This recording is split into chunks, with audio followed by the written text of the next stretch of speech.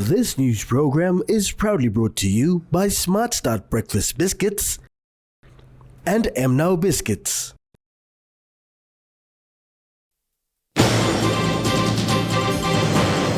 FM 100 launches TalkBack show for 2024.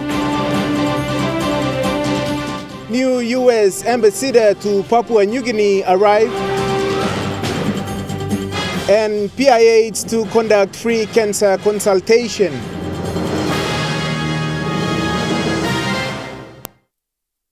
A very good evening. This is National Emtv News. I'm Louis Maingu. Thank you for joining us. With emphasis on the importance of feedback to information in any democracy, today saw the launch of the FM 100 TalkBack show for 2024 in Port Mosby. The theme for this year being financial literacy through radio. To initiate the momentous annual event, Board Chairman for Kalang Advertising Limited, Paul Morgan, emphasized on the importance of financial literacy through radio. We understand the critical role that financial literacy plays in empowering individuals and driving economic growth, especially during challenging times. Through our programming, we aim to educate, to inspire, and empower our listeners to make sound financial decisions that will positively impact their lives and the future of our nation. With its sponsors on board again for a prosperous 2024, along with the show's naming rights sponsor, Nest Fund, for more than 20 years now, Prime Minister James Marape also noted to the FM 100 team that One Talk support will come on board to offer assistance. To the Kalang Radio, that's a foundation that I know. It's called Supporting One Talk Foundation. Supporting One Talk Foundation stepped up to the sponsor of this youth engagement program. Reiterating the importance of receiving information and giving feedback, Prime Minister Marape also added a request for the show. I want to add on to, if I could ask the TalkBack to also anchor the rule of law as we talk about country. Nest Fund FM 100 TalkBack show to date remains PNG's longest running radio talk show. Natasha Voy, National, MTV News. Acknowledging the importance of disseminating information, accountability, especially within the media space, is called upon by the Minister for ICT, Timothy Masiu, today at the annual launch of Nest Fund FM 100 TalkBack show. Minister Masiu defined misinformation from disinformation. Disinformation is when something is true and people tend to make it not true. And misinformation is just misinformation, just all kinds of information going. Expressing that to ensure accountability and responsible dissemination of information within the country, Mr. Masiu revealed that the ICT department is working on a policy going forward in the media space. Department, we are working on the media policy that we want to bring forward to Cabinet. And this media policy will hold the reporters to accountability. I think it's important. 50 years now, our country is nearing, next year will be 10 years old. We need to look at the media space as well. He elaborated further on spreading of misinformation. Most of those people who spin the misinformation, unfortunately, are learned people. And of course, very responsible people. People who we think should be helping other people to understand what is going on. Building on his sentiments, Prime Minister James Marape expressed the worst that disseminating misinformation can do. Take responsibility, write correctly, write factual. We saw what happened also on the 10th of January, in the uplift of one picture elsewhere, and a construct of bad words incited violence elsewhere and writing elsewhere. We have a responsibility to our country. If there is a dissent, the due process of settling dissent is there in place in law. Natasha Voy, National, MTV News. Meanwhile, Prime Minister James Marape reiterated on the importance of owning and developing land for economic productivity. He encouraged that this is something every youth in PNG should consider, especially after being introduced to financial literacy. Embracing the focus on youth as the future of the nation, Prime Minister James Marape reminds the young population that land is money. Land is money. Most citizens of developed nations on the face of planet Earth are struggling to pay land rent today. Company units, you don't need to pay land rent in your own land. There is a birthright. Make money in your land. With this, he strongly urged the youths. This is not a place. Go back home. Go back to your land. Stay in your land.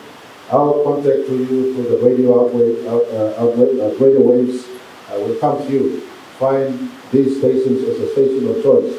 Listening, government will work with these two stations as well as all the other stations and outlets to get and disseminate good messages to our people, especially the younger generation.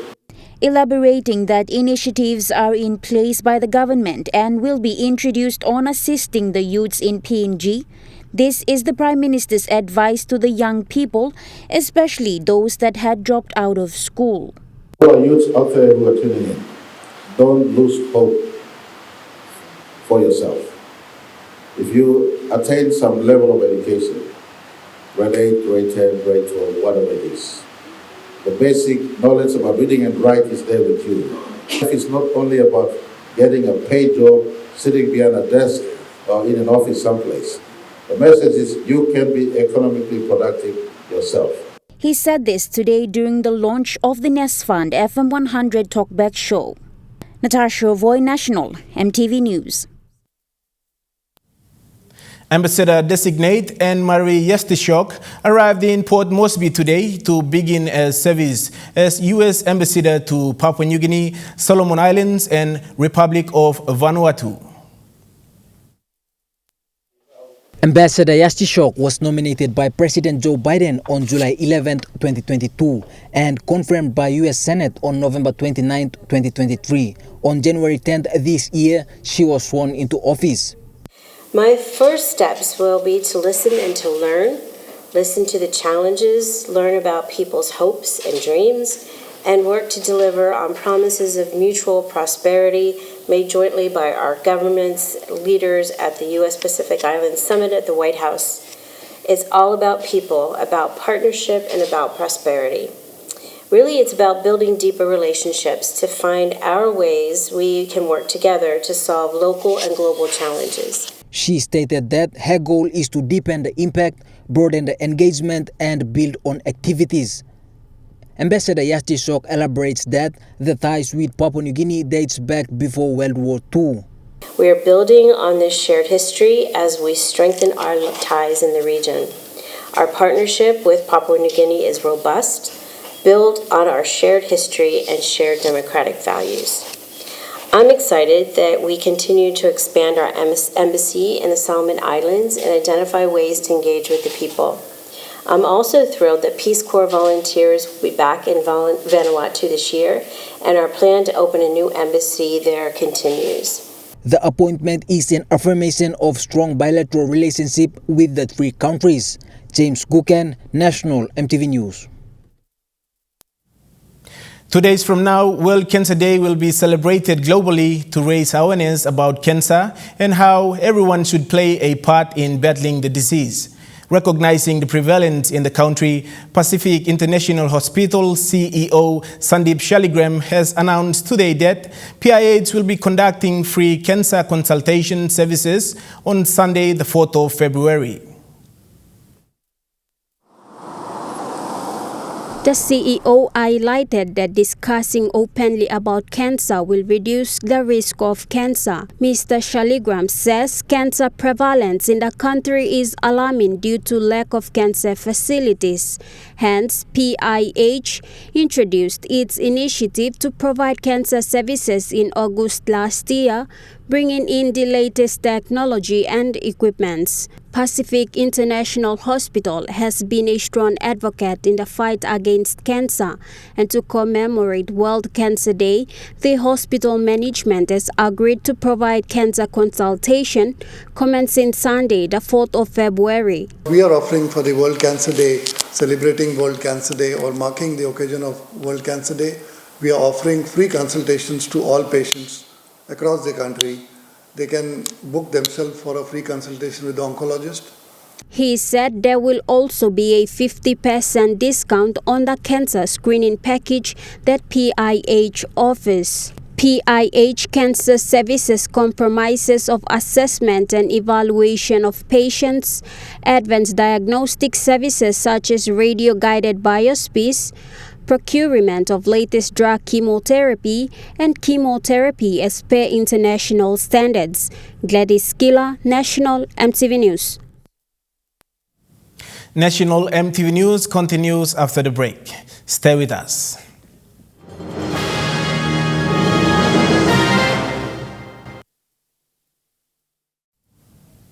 You're watching National Emtv News. 6.5 million kina has been capitalized towards the education sector in Central Province for this year. Investment in human capital development is an important priority for the Peter Wavi government. Governor Peter believes that investing and providing quality education will help improve learning environment and enhance students' improve academic performance.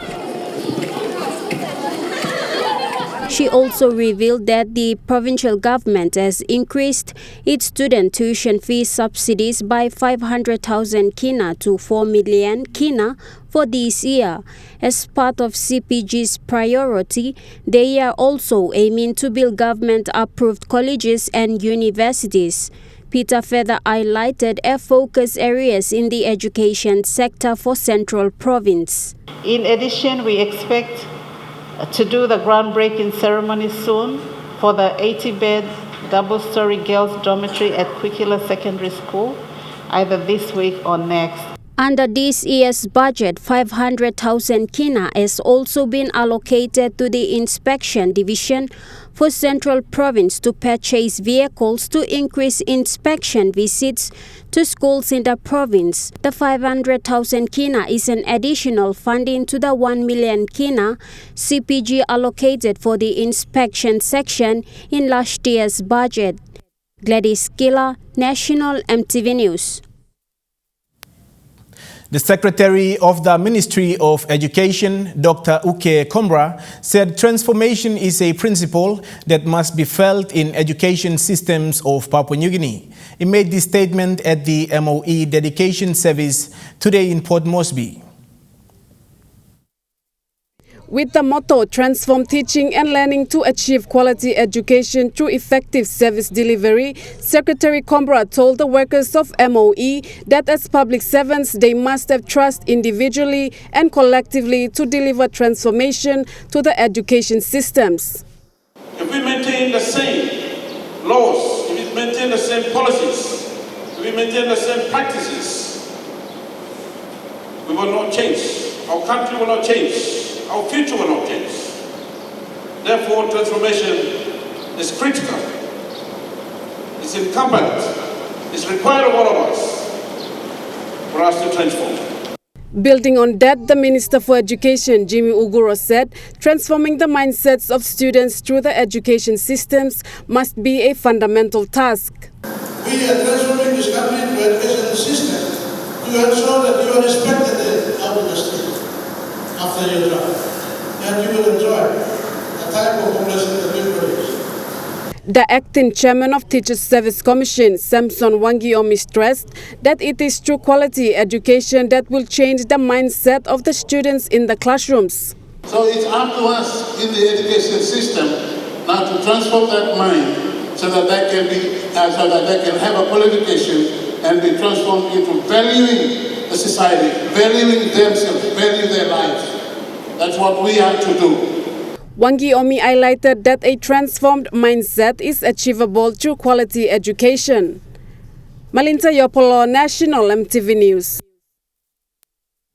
Also at the MOE dedication service today, Papua New Guinea Education Transformation Vision logo and provincial consultations was launched by the Minister for Education, Jimmy Uguro. Minister Uguro highlighted that the 50-year PNG Vision aims to eradicate the social issues that have been affecting the country. This will be done through transforming the mindsets of students through quality education. So we don't, in PNG, in the next 50 years, we will not accept any more tribal fights. This vision must stop tribal fights. This vision must stop rascals. This vision must stop lootings. This vision must stop people harassing mothers going to the market. There must be a free line. You leave your mobile phone at God's market, no one must pick it. The vision is trying to make sure that you do the right thing at the right place at the right time. The minister revealed that the consultations under the PNG Vision will commence on the 26th of February and concludes on the 12th of March this year. All the public servants out there, our team will go out to Mount Hagen, West Highlands province. It's called Western End. And it will start from 26 to 27 February. 26 to 27 February 2020. In Goroka, Eastern End, 29 February and March 1st. Okopo, MTI, 4th and 5th March. Malatao, Southern End, 9th, 8th and 9th March. Homase, we will conduct that in 11th and 12th March. Minister Uguro urged parents, guardians, partners, businesses and communities to contribute to the regional consultations. Malinta Yopolo, National Emtv News. The Highlands Youth Training College, or ITEC, TVET College in Port Mosby has shifted into the online learning practice this year after 23 years of using the traditional classroom training model. This announcement was made by the director and founder of the TVET College today at their main center at Baroko.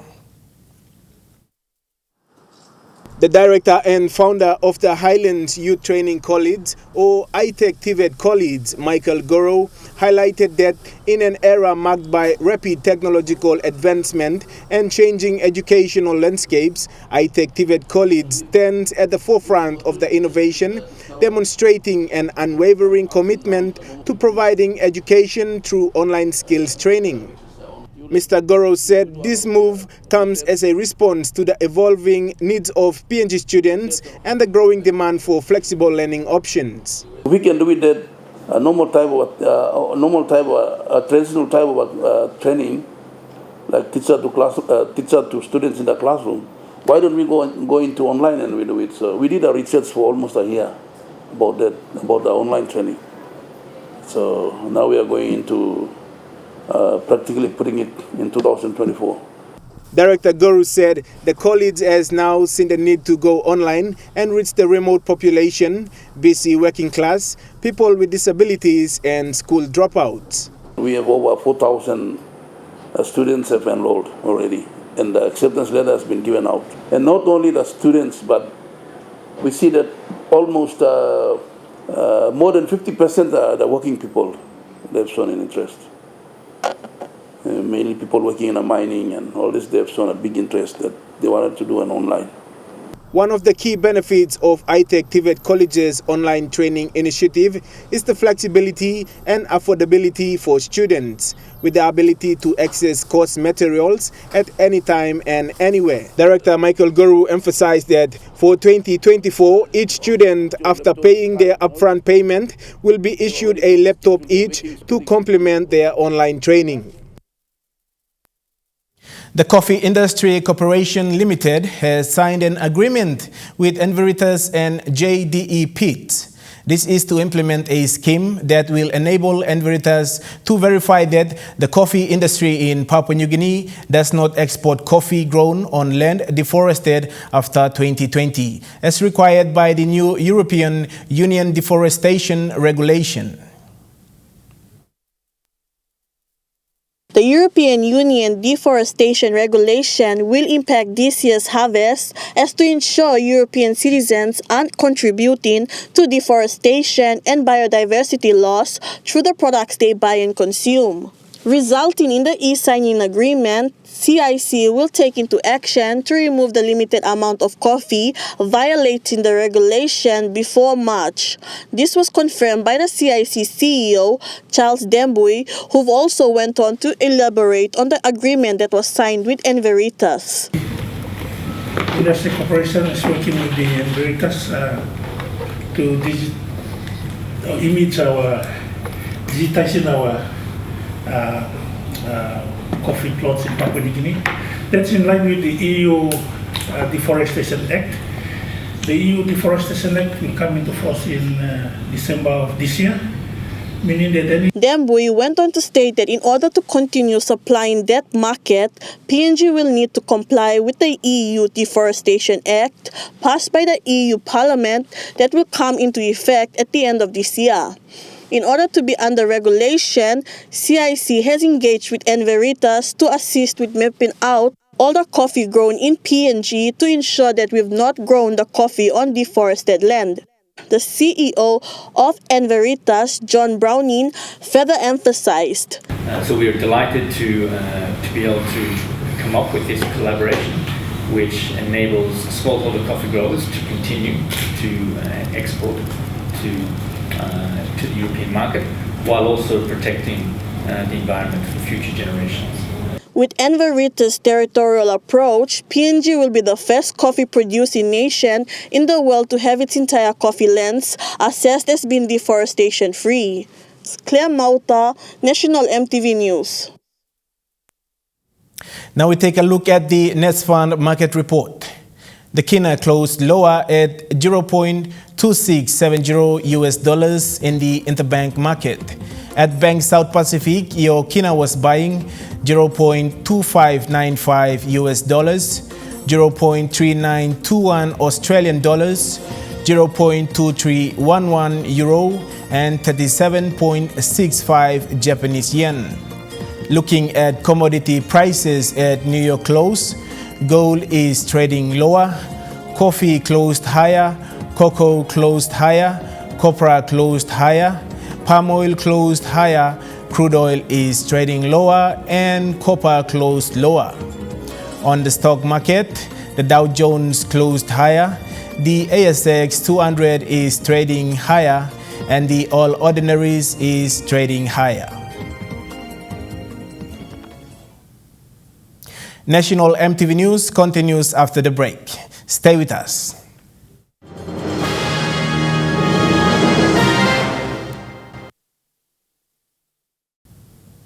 You're watching National Emtv News.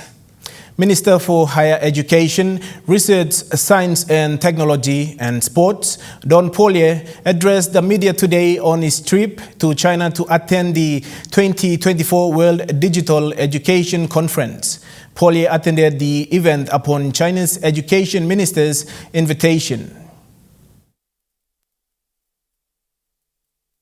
Minister Polye said his attendance at the 2024 World Digital Education Conference was a success, as he was a keynote speaker at the event, which was attended by academics from all over the world. He said PNG was commended for taking the lead in the region in digitizing education, such as online learning in higher learning institutions and online selection of students into tertiary institutions. And I'm very happy that I reported that, and I saw the attendees there were very impressed at Papua New Guinea. Although one of the growing economies is doing better in the digital era. Digital era, we are doing better. And I'm very happy and I'm very proud of that. We're doing that. Polye says he will now encourage all tertiary institutions in the country to transition into online learning, given the availability of quality internet broadband. He says as minister responsible for higher learning, he will push for the national government for a digital highway, similar to what they are doing with the Connect PNG program. But this program will help to connect schools throughout the country to the internet. I am pushing the Prime Minister and the other members of the cabinet to push for a digital highway. This is a link, a highway that we can link the rural parts of Papua New Guinea, the smaller island communities of Papua New Guinea, because where roads cannot go in the small islands, sometimes boats cannot go there, planes don't land, but we can get internet and go there. The 2024 World Digital Education Conference was held in Shanghai, China, from the 29th to the 31st of January. The conference was co-hosted by the Ministry of Education of the People's Republic of China, the Chinese National Commission for UNESCO, and the Shanghai Municipal People's Government. Edson Kuso, National, Emtv News.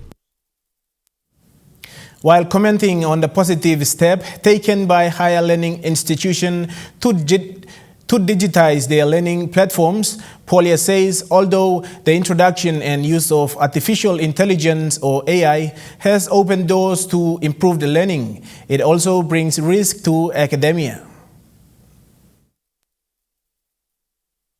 Minister Polia says although artificial intelligence may bring endless possibilities, it also has negative implications as well, especially in education. Therefore, the government will now develop policy guidelines on the implementation and use of AI in the country. The code of ethics as to how we use it. Because it can be misapplied, mismanaged, abused, misused by those that are using. We must have these regulations that guide and define the usage of AI in our institutions for education purpose only, or for purpose that are productive and that which is allowed by the law or by the code of practice. Polia says the biggest challenge AI brings in learning is plagiarism. Therefore, institutions must now be equipped with the necessary tools to counter the challenges AI brings.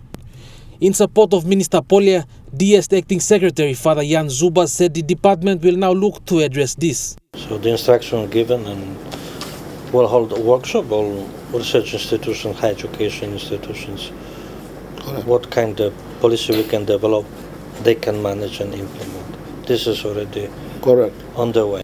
Edson Kuso, National, MTV News. Star Mountain Plaza Limited celebrated its grand opening at the Star Mountain Plaza development in Port Mosby yesterday with Prime Minister James Marape, Chief Justice of PNG Sir Gibbs Salika, and other esteemed state leaders in attendance. The joint venture project was officially unveiled by Prime Minister James Marape and NCD Governor Powes Pakop. The venue packed to its brim as esteemed guest speakers addressed the audience. These speakers included Chairman of Petroleum Resources Kutubu John Kapi, the NCD Governor Powes Pakop, the Governor for Gulf Province Chris Haiveta, MRDC Managing Director and CEO Augustine Mano, with the keynote address from Prime Minister James Marape. MRDC Managing Director Mr. Mano highlighted that the Star Mountain Plaza is benefiting the local landowners and is an example setter for the country. Our community infrastructure projects is beginning to improve the quality of life for our people in the project sites. The Star Mountain Plaza project is a statement of capability of MRDC as a brand for nation building and modernization. Upon his address to the audience, Prime Minister James Marape encouraged Papua New Guineans to believe in their country, its resources, and leadership for the way forward. Papua New Guineans believe in your country. It pays to have vision. Sometimes the vision may be blurry and cloudy, but stick to the game plan. It can happen for your country and for you. Star Mountain Plaza Limited is a joint venture between the independent state of Papua New Guinea and 3 MRDC subsidiaries that hold landowner and provincial government interests, which are Mineral Resources Star Mountain for Mount Fubilan landowners, Mineral Resources Oktedi No. 2 for Fly River Provincial Government, Petroleum Resources Kutubu Limited for the Southern Highlands Provincial Government, the Gulf Provincial Government, Kutubu and Kikori land owners. Francisca Anania, National MTV News. National MTV News continues after the break with Trukai Sport. Stay with us.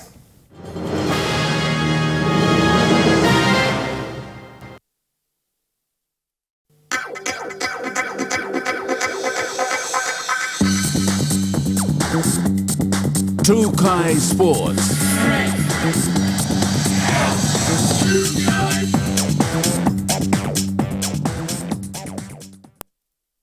Welcome to Trukai Sports. Taekwondo President John Cholai affirms the federation is aiming to book a spot in the Oceania Games to qualify for the Olympic Games this year. In an interview with this newsroom today, Cholai says the team is currently under training in preparation to do well in the Oceania qualifier in Solomon Island, which will secure a spot in the Olympic Games. So in that qualification, he said we want to qualify our athletes on merit. In other words, they fight and they win their competition and they go to Olympics. So that is the gateway to go to Olympics. So we have to be a bit smart there because we know the Australia, New Zealand are in it as well, and they are strong in certain weight divisions. So in the Olympics, there's only 4 weight divisions, 4 male and 4 female. So we have to put in our best, not necessarily our best athlete, but our best chance. He also elaborates that 4 athletes, 2 male and 2 female athletes, have been selected from the championship and will participate in Solomon Island. Competition at the level of, skills and the training programs that they have is a bit more, better than ours. Even though I must say that in terms of talent and ability, and we have it. We have it in this country. We have quite a lot of talent, especially I think in all sports. James Guken, Trukai Sports. Mosby South MP and Foreign Affairs Minister Justin Chichenko says new sporting facilities are in progress for Mosby South electorate. Chichenko made these remarks in an interview with Emtv during the JT9's launching held at Mosby South Stadium recently. He stated that the first building is the Sir William Skate Oval and Grandstand, which will be opened in mid this year. He further stated that other sporting facilities include an oval, netball and basketball courts, an asset for the people of Mosby South. He also elaborated that Mosby South is a proactive district, especially when it comes to sports, and the aim is to take the sport, people and the communities together to the next level. Chichenko acknowledged the Mosby South Rugby League officials for their tireless work in promoting rugby league at grassroots level, gender equality, and also promoting young sportsmen and women. James Guken, Trukai Sports. That ends Trukai Sports. The Money Plus weather report is next. Stay with us. Trukai Sports.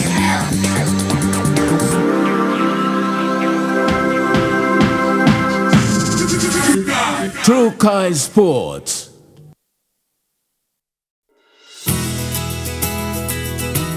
This weather update is proudly brought to you by Money Plus, with you always.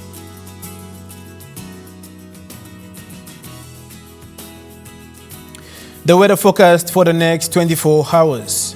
In southern region, Port Moresby City, cloudy with chances of showers. Daru, partly cloudy with brief showers at times. Kerema, mostly cloudy with some showers. Alatau and Popondetta, partly cloudy with few afternoon and evening showers. In the Momase region, Ley City, cloudy with rain showers and possible thunderstorms. Medeng, cloudy periods with brief showers. Wewak, partly cloudy with few showers. And Vanimo, mostly cloudy with some showers. In the New Guinea Islands region, Lorengau, partly cloudy with possible few showers. Kavieng, partly cloudy with some showers. Kokopo and Rabaul, partly cloudy with some showers. Kimbe, some showers and possible thunderstorms. And Buka, partly cloudy with some showers. In the Highlands region, Mount Again City, cloudy periods with rain showers and possible thunderstorms. Goroka, Bans and Kundiawa, cloudy periods with some showers. Mendi, Tari and Wabeg, cloudy periods with showers and possible thunderstorms.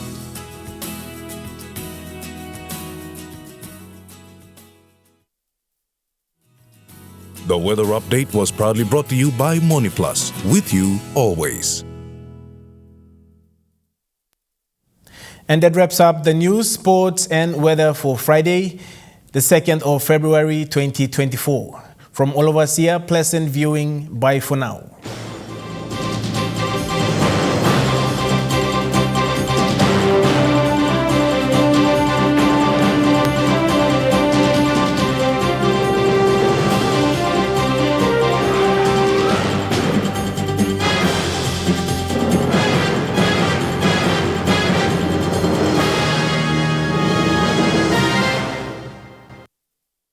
This news program was proudly brought to you by Smart Start Breakfast Biscuits and Gold Nuggets.